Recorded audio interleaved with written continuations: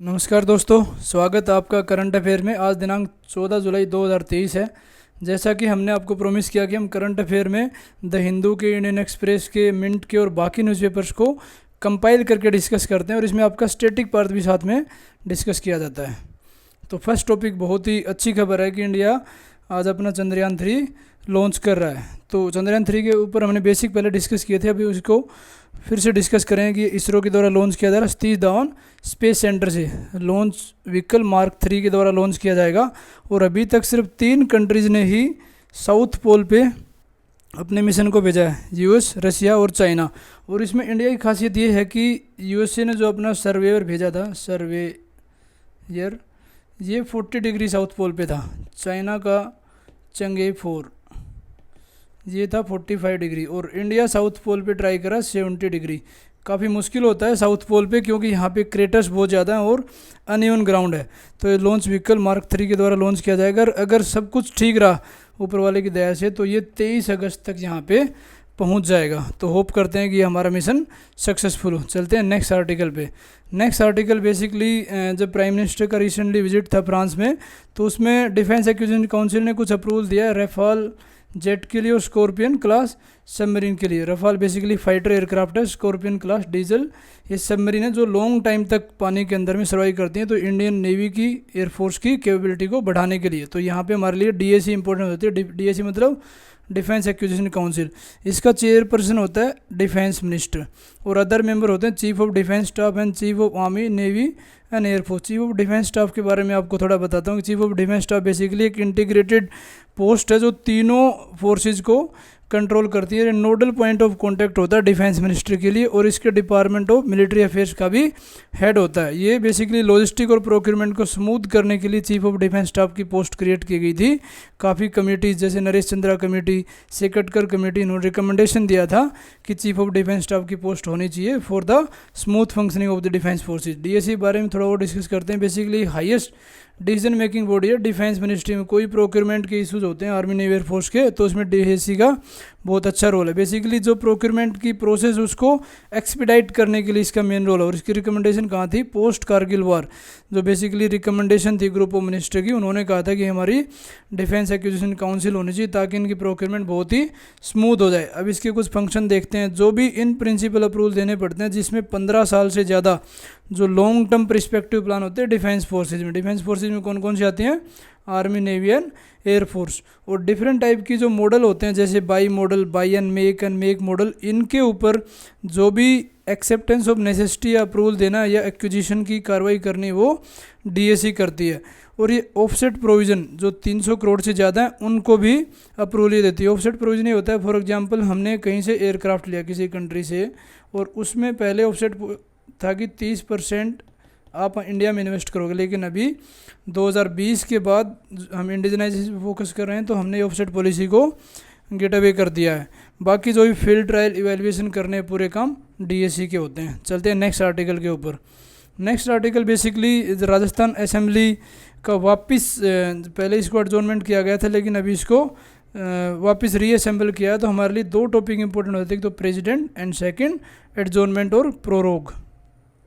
सबसे पहले प्रेसिडेंट के ऊपर पूरा बेसिक से डिस्कस करते हैं कि प्रेसिडेंट ऑफ इंडिया है क्या विद आर्टिकल्स। ये आर्टिकल आपको स्टेट सर्विसेज में डायरेक्ट आते हैं और यूपीएससी में एज ए स्टेटमेंट आते हैं। आर्टिकल 52 कहता है कि there shall always be president of India, मतलब प्रेसिडेंट ऑफ इंडिया हमेशा रहेगा क्योंकि उसकी पोस्ट कभी भी खाली नहीं हो सकती है। प्रेसिडेंट के लिए क्वालिफिकेशन आर्टिकल 58 में दिए कि सिटीजन ऑफ इंडिया होना चाहिए, 35 साल उसकी एज होनी चाहिए और वो क्वालिफाइड होना चाहिए एमपी बनने के लिए, राज्यसभा या लोकसभा की जो बेसिक क्वालिफिकेशन होती है वो होनी चाहिए।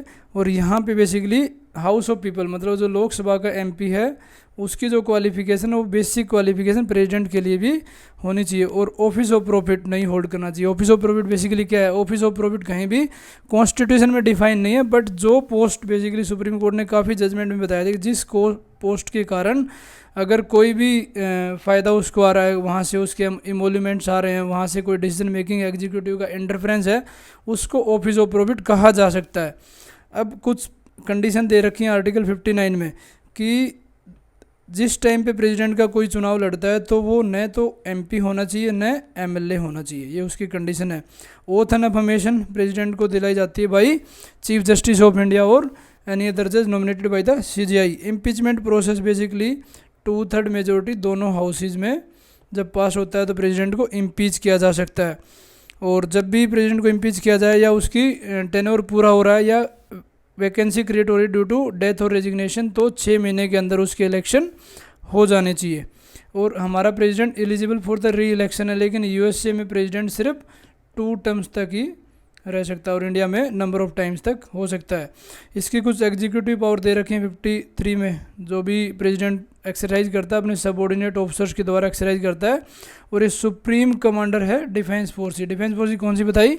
आर्मी, नेवी और एयरफोर्स। अब इसका इलेक्शन कैसे होता है? इलेक्शन में बेसिकली दोनों हाउसेज के इलेक्टेड मेंबर, यहाँ पे एम्फेसिस कर रहा हूँ कि दोनों हाउसेज के इलेक्टेड मेंबर मतलब एमपी राज्यसभा और लोकसभा के एंड स्टेट के लेजिस्लेटिव असेंबली और उसी के साथ में यूटी दिल्ली एंड पुडुचेरी के भी इलेक्टेड मेंबर इसमें पार्टिसिपेट करते हैं। लेकिन जब इम्पीचमेंट होता है उस टाइम पे ये पार्टिसिपेट नहीं करते। मैनर ऑफ इलेक्शन क्या होता है? जो भी यूनिफॉर्म रिप्रेजेंटेशन ऑफ स्टेट की और proportional representation single transferable vote and the secret ballot से होती है। टर्म्स बेसिकली 5 ईयर्स के लिए होती है और जब भी प्रेसिडेंट रिजाइन करना चाहता है तो किसको देगा? वाइस प्रेसिडेंट को। और इम्पीचमेंट की प्रोसेस हमने बताई आर्टिकल 61 के थ्रू होती है। नेक्स्ट जो कि हमने एडजोर्नमेंट और प्रोरोगेशन जो इस न्यूज़ में था यहाँ पे एडजोर्नमेंट, तो उसके बारे में बात करते हैं कि एडजोर्नमेंट बेसिकली क्या करता है? ये जो हाउस की सीटिंग होती है उसको ही टर्मिनेट करता है, सेशन को नहीं करता। बेसिकली जो 3 सेशन होते हैं, बजट सेशन, मानसून सेशन और विंटर सेशन, तो उनको नहीं करता। जो सीटिंग होती है, फॉर एग्जांपल आज की सीटिंग है तो शाम को स्पीकर बोलता है कि हाउस हैज़ बीन एडजोर्न, तो उस पर। लेकिन प्रोरोग बेसिकली क्या होता है? सीटिंग को नहीं बल्कि पूरे सेशन, जैसे ही बजट सेशन कंप्लीट होता है तो उस टाइम पे उसका प्रोरोगेशन किया जाता है। एडजोर्नमेंट किसके द्वारा किया जाता है? प्रिजाइडिंग ऑफिसर, जैसे स्पीकर के द्वारा लोकसभा में एंड चेयरमैन के द्वारा राज्यसभा में। और ये किसके द्वारा किया जाता है प्रोरोगेशन? ये प्रेसिडेंट ऑफ इंडिया के द्वारा किया जाता है। अब एडजोर्नमेंट में क्या होता है कि जो बिल और अदर बिजनेस होते हैं जो पेंडिंग है उसके ऊपर कोई फ़र्क नहीं पड़ता। जैसे ही हाउस रिज्यूम होता है नेक्स्ट डे, उस टाइम पे इनको वापस फिर से मतलब उनको कोई इफेक्ट नहीं पड़ता। जो पेंडिंग होते हैं उसको कोई इफेक्ट नहीं पड़ेगा। बट जैसे ही प्रोरोग होता तो जो बिल होते हैं पेंडिंग बिफोर द हाउस न ओनली वो इफेक्ट होते हैं बल्कि जितने पेंडिंग नोटिस होते हैं एक्सेप्ट द इंट्रोडक्शन वाले बिल के नोटिस, वो सारे ख़त्म हो जाते हैं और फ्रेश नोटिस दिया जाता है नेक्स्ट सेशन के लिए। लेकिन ब्रिटेन में थोड़ी सी हमसे डिफरेंस है। ब्रिटेन में जितने भी बिल हैं और other business pending before the house ये सारे एंड हो जाते हैं। नेक्स्ट आर्टिकल बेसिकली हमारी मार्केट के ऊपर एक अच्छी खबर है कि मार्केट में सेंसेक्स जो सेंसिटिव इंडेक्स है वो 66,000 मार्क हो गया। और इसमें 2-3 रीज़न यहाँ पे राइटर ने डिस्कस किए हैं। सबसे पहले इंडिया की स्ट्रॉन्ग इकोनॉमिक फंडामेंटल है, ग्लोबल ग्रोथ कम है और यहाँ का इन्वेस्टर्स का अट्रैक्शन बहुत ज़्यादा है। तो यहाँ हमारे लिए इंपॉर्टेंट होता है आईपीओ मार्केट। आईपीओ के ऊपर डायरेक्ट क्वेश्चन आता है आपके प्री में। तो पहले आईपीओ को डिस्कस करते हैं कि आईपीओ और एफपीओ का होता है initial public offer and follow on public offer. Basically initial public offer होता है जब भी कोई प्राइवेट कंपनी अपना फंड रेज करने के लिए इनिशियली में जनरल पब्लिक को फर्स्ट टाइम शेयर इशू करते हैं, उसको बोलते हैं आईपीओ। और एफपीओ जैसे कि नाम से फॉलो ऑन पब्लिक ऑफर, मतलब एक बार किसी कंपनी ने शेयर कर दिया उसके अगली बार जब इशू करती है उसको बोलते हैं फॉलो ऑन। इसमें बेसिकली अनलिस्टेड कंपनी के द्वारा होता है और ये होता है listed company. Unlisted company basically वो होती है जिन्होंने शेयर मार्केट में अपने आप को लिस्टेड नहीं किया। लेकिन एफपीओ में जो लिस्टेड कंपनी होती है वही फॉलो ऑन पब्लिक ऑफर करती है।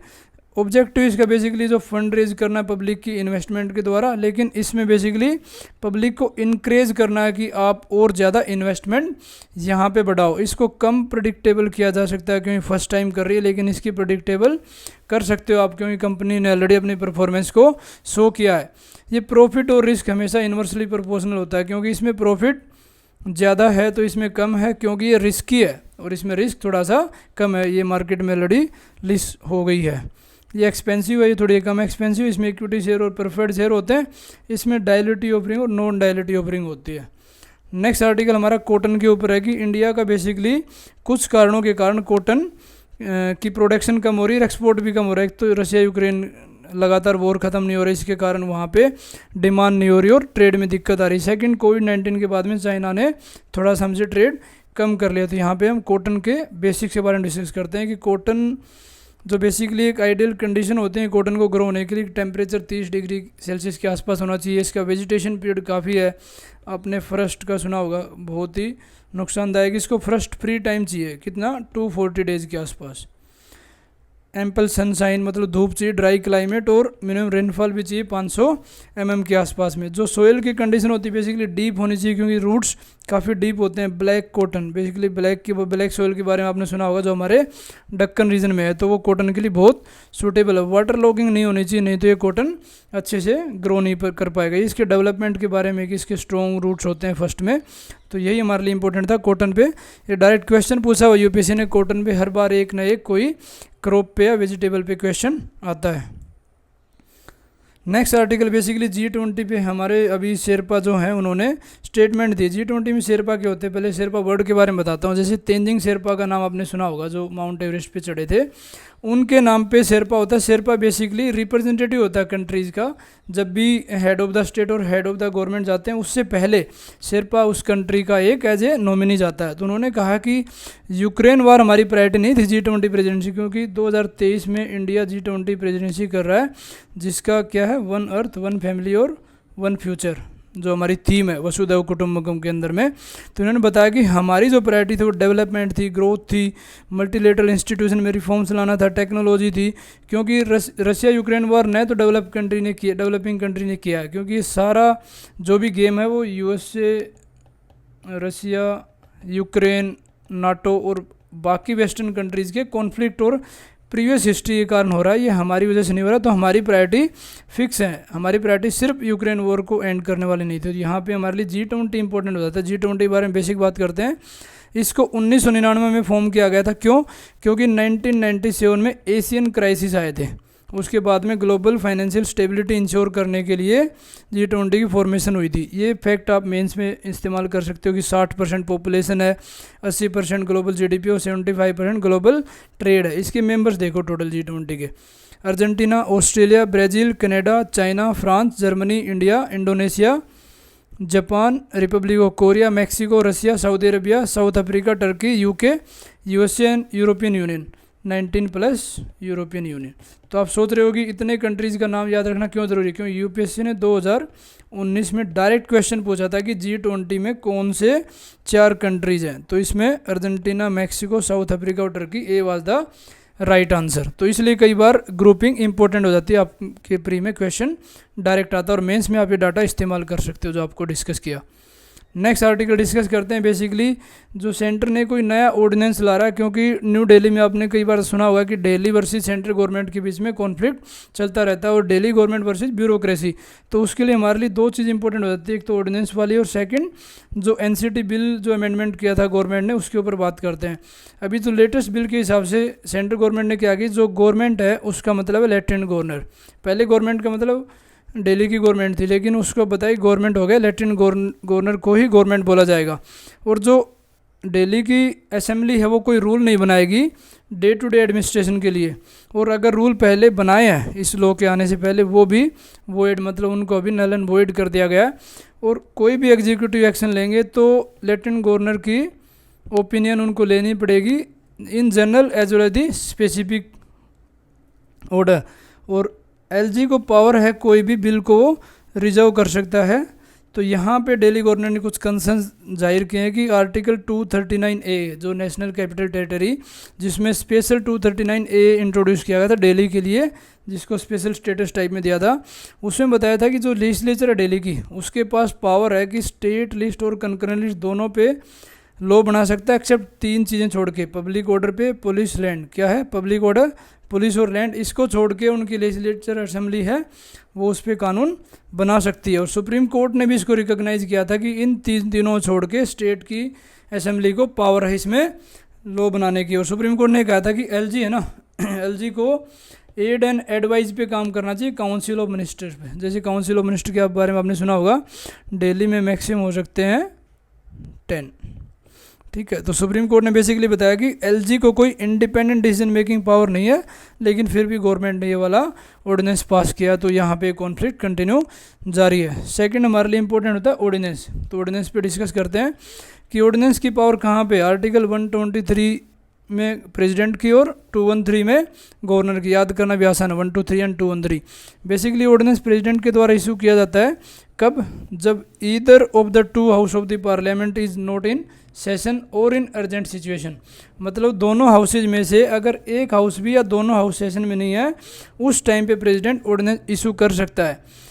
तो बेसिकली इसका मतलब ये हुआ कि पार्लियामेंट कभी ऑर्डिनेंस इशू नहीं करती, क्योंकि पार्लियामेंट में कौन कौन होता है, प्रेसिडेंट, लोकसभा और राज्यसभा। मतलब पार्लियामेंट इन तीनों को मिलाती है। अगर सेशन में है तो उनको ऑर्डिनेंस की ज़रूरत है ही नहीं, वो लॉ बना देंगे सिंपल। और ऑर्डिनेंस का इफेक्ट क्या होता है, उसका इफेक्ट सेम जो लोकसभा राज्यसभा जो रूल बनाती हैं, लॉ बनाती हैं, उसका और ऑर्डिनेंस का सेम ही इफेक्ट होता है।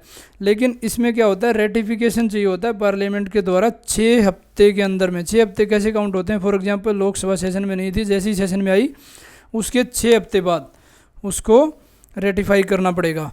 और मैक्सिमम टाइम क्या है इसका, 6 मंथ और 6 वीक तक ऑर्डिनेंस को माना जाता है। उसके बाद लेजिस्लेटिव जो भी लोकसभा राज्यसभा है या स्टेट में असेंबली है, उनको उसको नोटिफाई करना पड़ेगा। स्टेट में गवर्नर के पास ये पावर आर्टिकल 213 में, जब कोई हाउस सेशन में नहीं है। और ये बेसिकली यही है कि कौन सी डेट काउंट की जाएगी, जब दूसरा हाउस जब वापस रीअसेंबल हुआ, वो डेट इसमें काउंट की जाएगी। चलते हैं नेक्स्ट आर्टिकल पे। नेक्स्ट आर्टिकल कौन सा, नेक्स्ट आर्टिकल हमारे खत्म हो गया। आज के करंट अफेयर इतने ही थे। बेसिकली जो करंट अफेयर में मैंने आपको बताया कि current, static plus previous year question और various newspaper. So thank you for watching.